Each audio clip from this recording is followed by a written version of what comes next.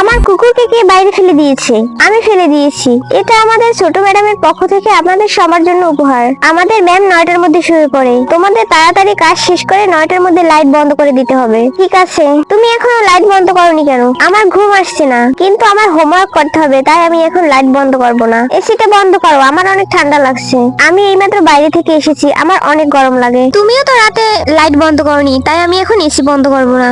ছি, এখান থেকে ভাগো সবাই। কি হয়েছে? তোমার বান্ধবীরা তো তোমাকে ছেড়ে চলে গিয়েছে। তুমি এখানে কেন এসেছো? শুধু একটু হাসি দিয়েছো, সেই জন্য তোমার বান্ধবীরা তোমাকে ছেড়ে চলে গিয়েছে? লোকরা আমাকে না, বরং আমার টাকাকে ভালোবাসে। আমার এমন কোনো বন্ধু নেই যারা আমার টাকাকে নয়, বরং আমাকে ভালোবাসবে। একবার আমার সাথে বন্ধুত্ব করে দেখো। তারপর নীলা আর রিয়ার মধ্যে বন্ধুত্ব হয়। রিয়ার শরীরটা খারাপ যাচ্ছিল। নীলা রিয়াকে এক্সারসাইজ করতে হেল্প করে। স্টাডির শেষে ওরা হোস্টেল থেকে চলে যায়। কয়েক বছর পর নীলা একটি কোম্পানিতে জব নেয়। এই হলো আমাদের কোম্পানির বস। এ তো আমার ফ্রেন্ড। মনে হচ্ছে ও আমাকে ভুলে গিয়েছে।